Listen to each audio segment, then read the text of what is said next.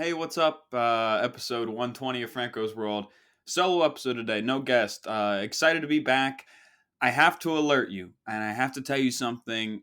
It's really important, and that's sort of why I've been off and on with the whole podcast thing. I know I'm losing listeners left and right, and being inconsistent is like the worst thing possible as far as being in entertainment, being inconsistent. And that's not me. This is me, Uncle Franco. I've been doing this show for years, plural. I have to admit something. I'm having fun, and I'm having a lot of fun. All right. I'm having so much fun, it's making my head spin. I'm having fun left and right. I'm having fun at my house. I'm having fun at my workplace because I have a new workplace. All I'm going to say is that I like my job. It's fun. The people I work with are great. And that's it. I don't want to talk about work stuff at all. And I enjoy doing stand up. I enjoy doing stand up every day. I get to. You've heard me talk about this on the show for years. Just the opportunity to even do it every day, and I'm getting that, and I'm getting better at it, obviously. And yeah, I'm saying a lot of stuff that's really dumb, but I'm also saying some stuff that gets laughs. It creates a reaction out of people, and that feels good. You know, that's what you guys have listened to the show for years. You know that's always been my mo. It feels good. It feels really good. My job stuff is weird. Okay, so I've been working as like a temp. I'm not going to talk about my job now, but I'll talk about positions in the past that I've had as a temp. They don't really prepare you to do the thing like jobs. Like you're kind of not really qualified for a lot of these jobs that you get whenever you're a temp. Okay, like I went to West Virginia University. My degree was multidisciplinary studies. That's where you're too dumb to have one major, so you have three minors. Okay, mine were PR, entertainment media, and communications. I essentially got a degree in talking to people and watching TMZ. I got a nothing degree, and that's fine. And, and when I was in college, the only thing I was worried about was having fun with my friends and writing jokes. I would literally stay home on weekends, and I though just the way I write and the way I work, I need to have like overstimulation.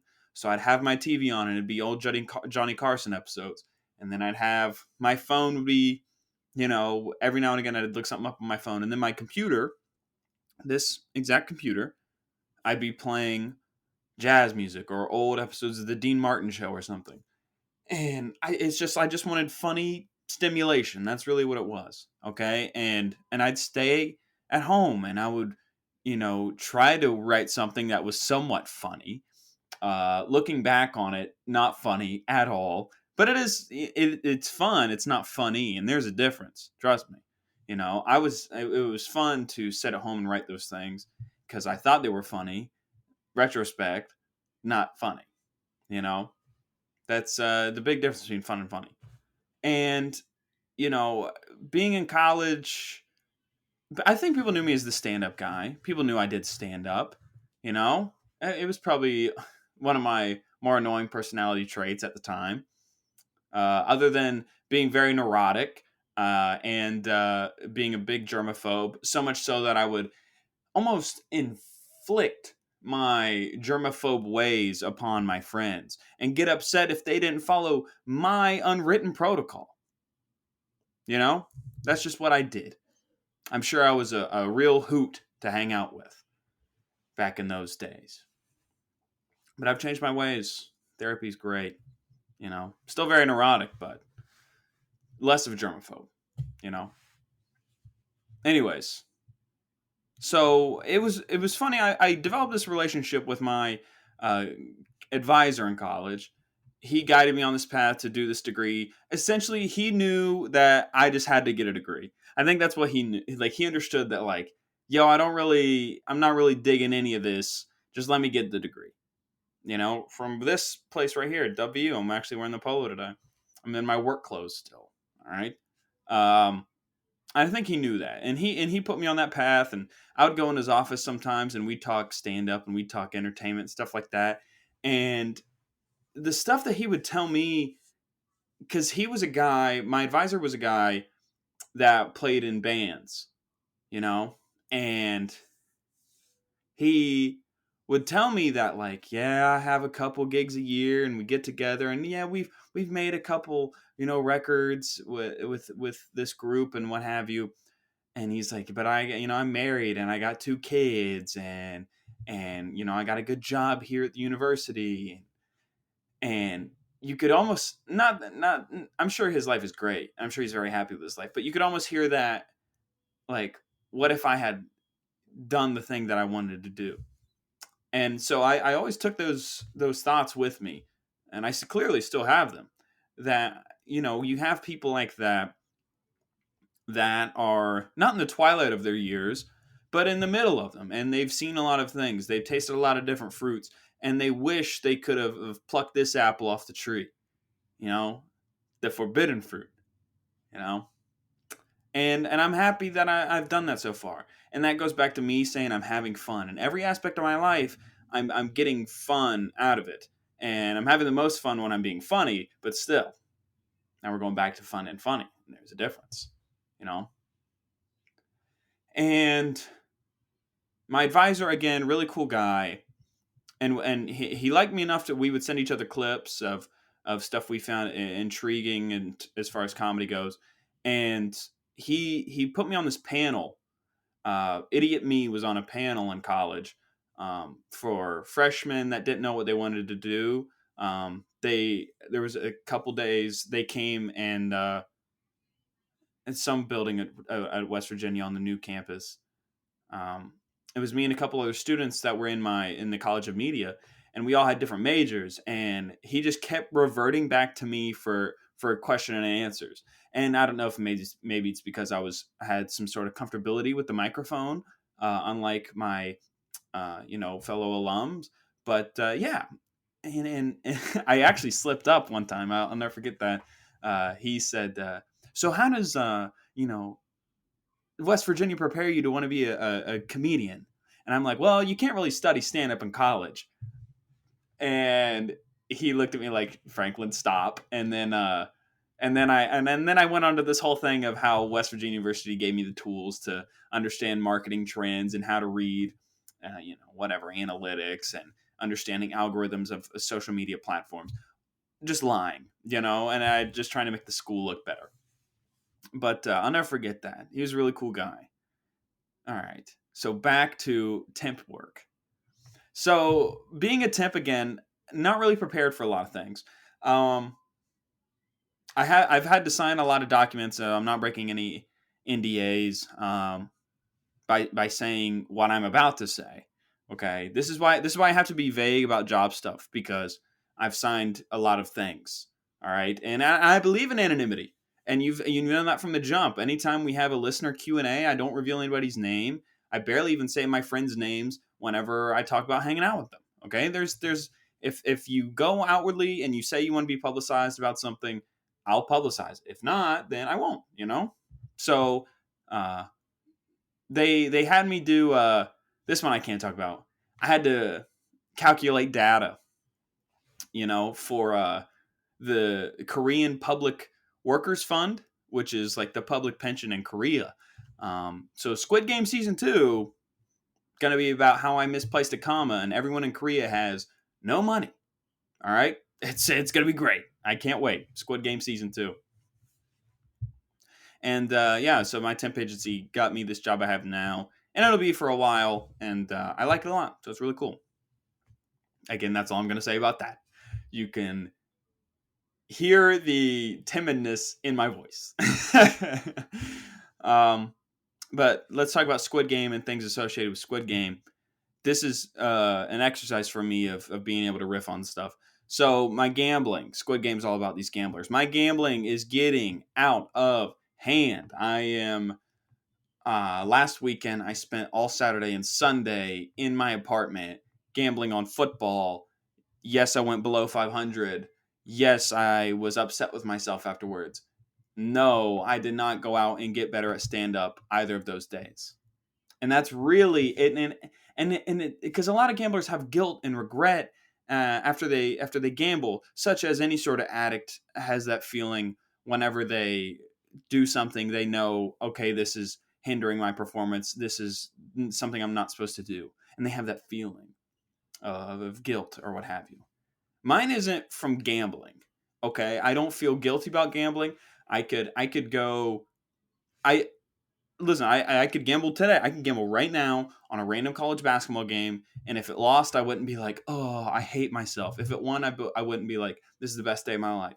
It would just be a pick. Okay, because I'm very meticulous and calculated with these picks. The thing that I had regret about was the fact that I made these picks and spent all Saturday and Sunday by myself in my apartment. That was the regret. You know, it wasn't the action, it was the lack of action. All right. I'm still trying to figure this out and process it in my mind as I'm saying it for the first time. If it is the gambling or if it is the lack of doing the thing you care about the most and you have the opportunity to do it. So I don't know. Again, I don't feel an itch to gamble. I don't feel like I have to. It was just something fun to do to watch football games, you know? And it wasn't, it's not, now I'm thinking about it.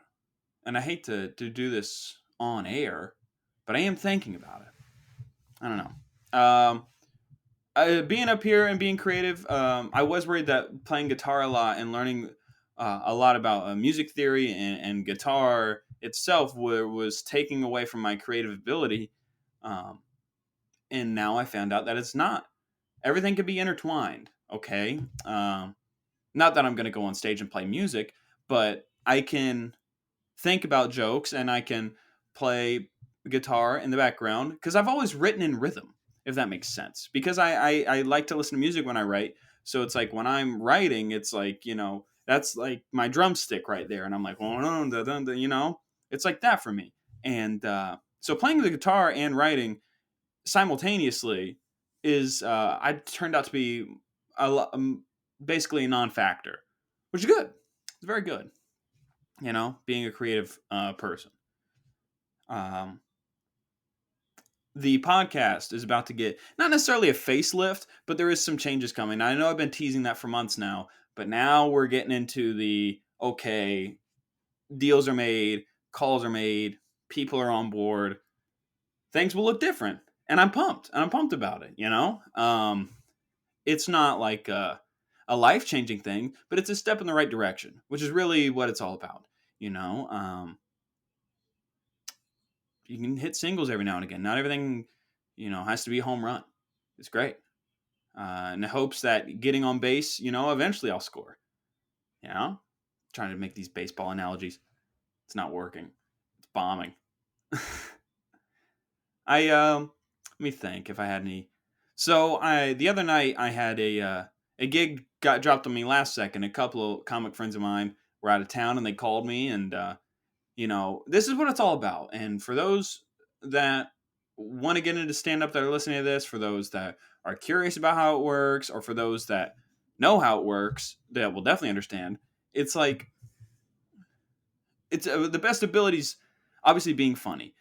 Second to that is availability and being a good person and being a good person to be around, you know? And so I've been here a few months and I made these friends and connections with people that I get on stage with every day. And, they hear about what neighborhood I live in. Oh, somebody has a show. Somebody's out of town. You live in that neighborhood. Frank, are you on? Yes. And then you get on shows and then somebody sees you and then you get on more shows and you make friends and it's this whole thing. And it's so much fun every time you shake somebody else's hand. You never know who you're sitting next to at the bar, the comedy club.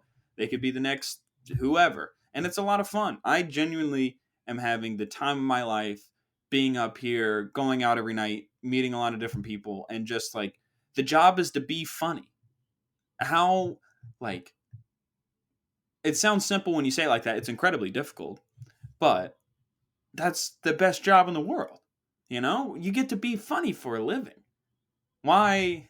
And a lot of people get petty, a lot of people get bitter, a lot of people get this, that, and the other.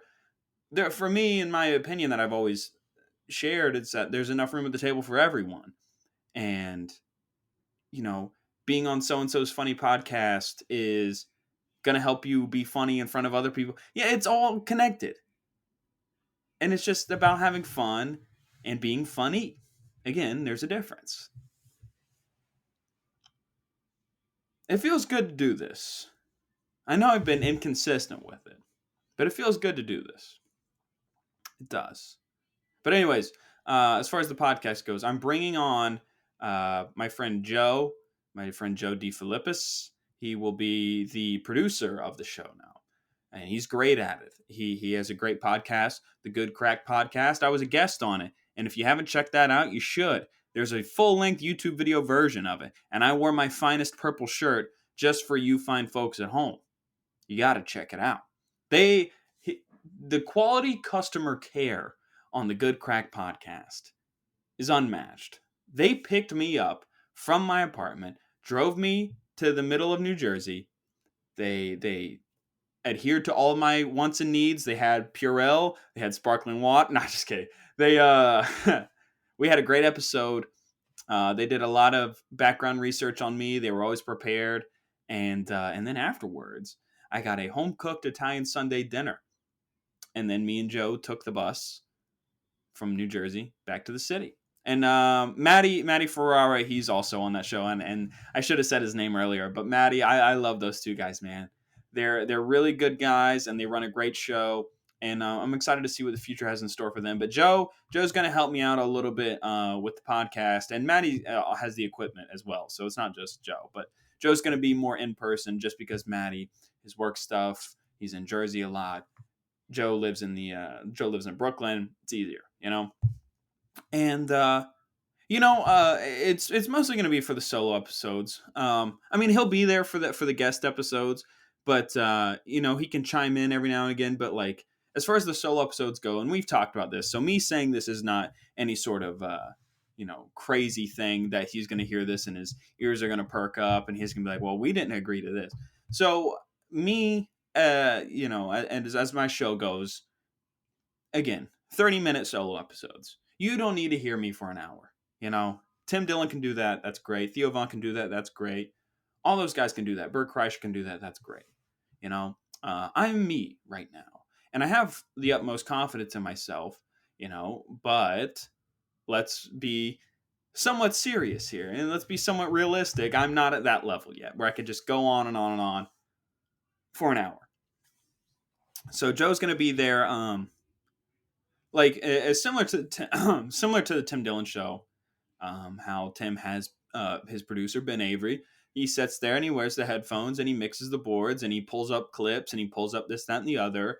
And you know me, I speak in a lot of quotes, or I speak in a lot of, hey, someone check that out, or what about? But it's just me having to do it, and he's gonna be able to handle that stuff quickly, and it's gonna make me look less dumb while I'm sitting here with dead air googling specs about something.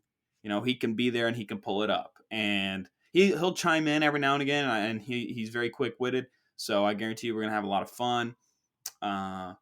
And then we'll bring on guests, just bringing on comics. Again, I'm still working on getting a new equipment. I am waiting. Okay, so I was about to hit buy, and my friend told me just wait until Amazon Prime Day. So if anyone knows when Amazon Prime Day is and can let me know so I can buy the equipment I need to make the show better, that would be fantastic.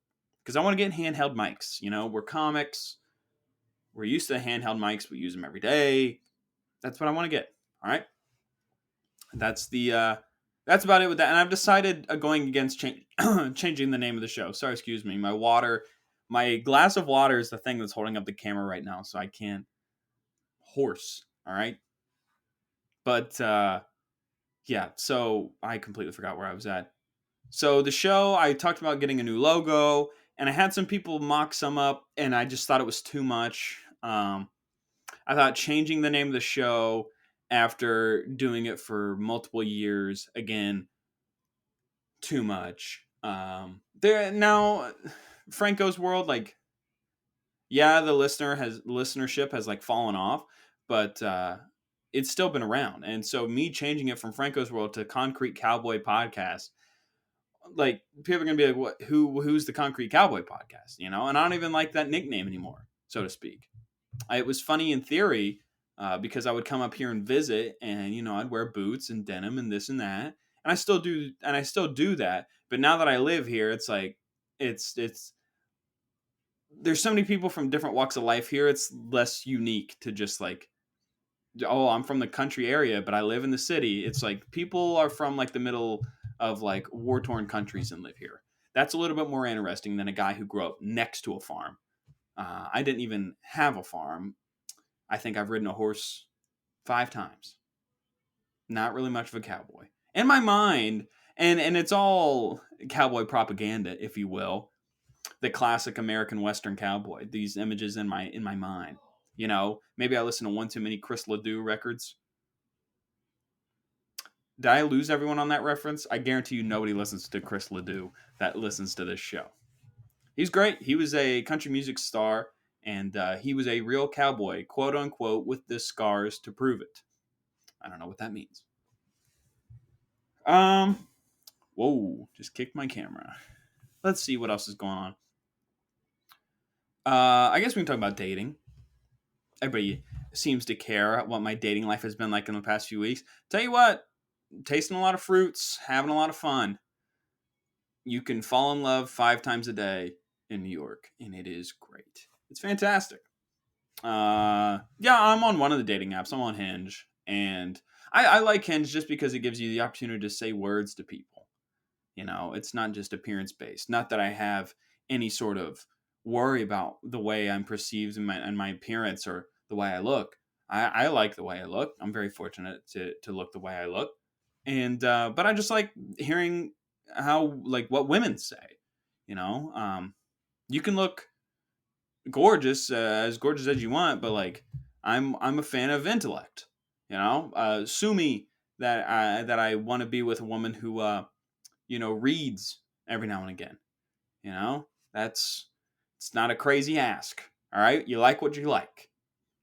Okay, but again, man, dating's fun. Dating is incredibly expensive, and I'm talking to the preaching to the choir here because I'm sure a lot of you are New York people, and you're like, yeah, dating's expensive.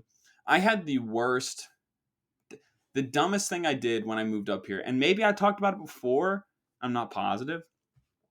I took a girl out for a brunch date. Okay, brunch, horrible first date. All right, because at minimum you're there for 2 hours.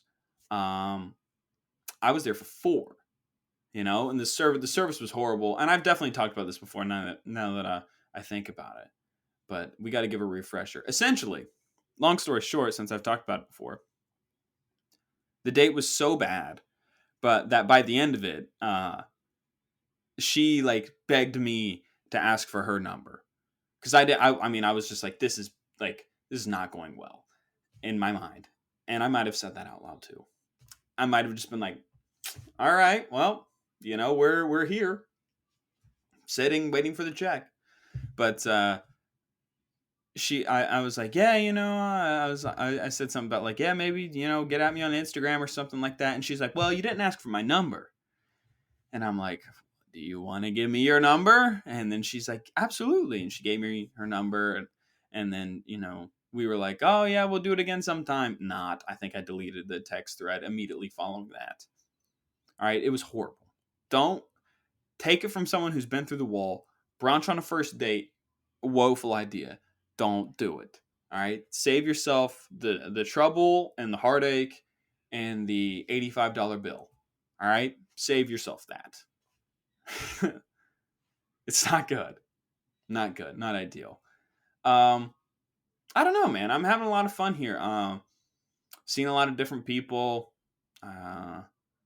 Again, tasting a lot of fruits, all that stuff. It's a lot of fun. I've used that metaphor 3 times, but it is factual because there's a lot of stuff in every aspect of life up here that was unavailable to me in West Virginia and in Pennsylvania when I lived in both those states. And for me to be here and do this, it's great. You can do a billion things in a day.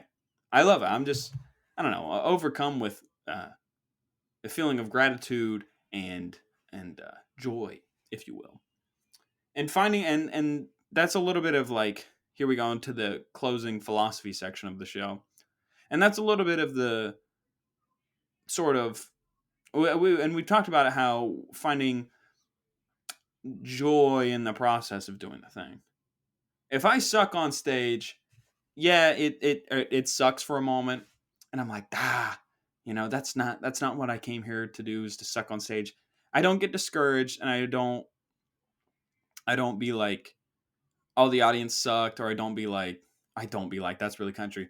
I uh I don't say to myself, is the audience fault, and I don't say to myself, it like, this sucks, I hate it, why did I do that? I have the feeling of, like, I can't wait to do it again so I can do better next time. Or I can't wait to write something else so it'll be better. It's like I'm eager, which is a great feeling to have, as opposed to the other side of that, which is, why do I do this to myself? It's never good to have that as an entertainer, when you suck and you're like, why do I even try? That thought just doesn't enter my mind. So I find joy in the process of it, and like, I have fun on stage. That's the thing. Having fun, being funny. You know, if I'm attempting to be funny, I'm still having fun, because that's the most fun thing to me. That might be the theme of the show, is how I'm having fun.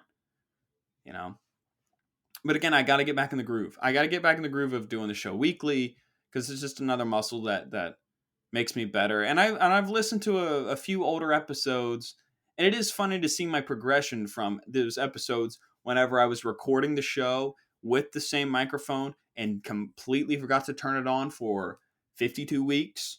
Okay, 52 episodes. You can hear a difference in episode like 54 to episode 53 or 52. And it's because, I have to hit the settings button on my computer to allow access. I was literally recording on my computer, uh, like, speakers, and I was wondering why it sounded so poorly. And I thought it really mattered where I was at in the house, or whose ever home I was staying in at the time. And it turns out, like, I'm recording full length episodes outside with this guy, and it sounds great. You know what I mean? So it was completely on me. Really idiotic move by me. Uh, but yeah, man, I'm just grateful, and I'm having fun, and that's really it. You know, I think that's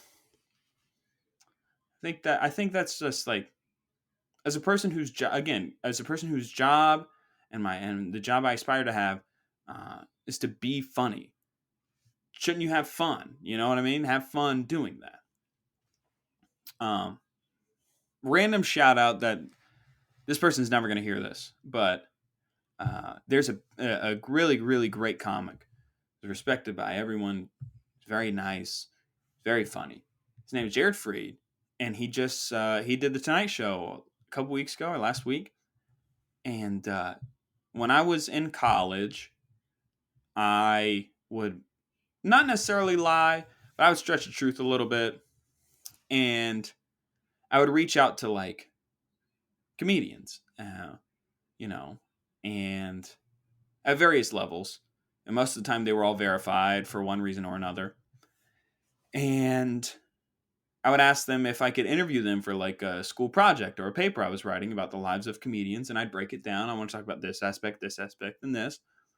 And Jared was the only person. Maybe there was another that I can't remember, but Jared was the only person that got back to me. And Jared was the only person that took time out of his day. I had maybe just started doing mics. I was in college. I was like a sophomore or a junior in college. And he, I don't know if he still has the same number. Obviously, I'm not going to text him. I talked to him one time when I was like a junior in college, and then another time after that. But still, and he took like an hour and a half out of his day to talk to me about, like, the proper mindset to have as a comedian, and the work ethic, and the this and the that, and the what it's truly all about, and the people he admires, and the proper steps to take. And now, like, that guy, like, he's done shows all over the place. He's toured all over the country, and he did the Tonight Show.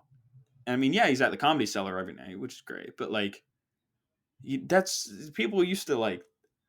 It's just really cool to be, for to see a guy that took time out of his day to like have success, a guy that you consider a genuinely kind person to have great success like that. It's awesome. And I talked to him one time again after that, whenever he was touring and he did a couple shows in Philly back when I was living near that area. And I went down, I sat right in the front row, talked to him after, we got a photo together, and he said he remembered the interaction we had with each other. Who knows if he's being truthful on that. But it is really cool to see people like that get success. So props to him. Thank you for listening. Got to get back in the swing of things here, folks. This episode definitely felt like I was just like forcing it to keep rolling. So I just got to get back in the groove of things. I've been focusing so much on stand up that podcast has taken, sort of moved to the back burner, and stand up's taken like prevalence. But that's what I've always wanted to do. So again, thank you all very much for listening to the show. It's going to look different here soon. Don't be alarmed. Don't adjust your television set. Still me. Okay. Thank you all very much. Have a great day.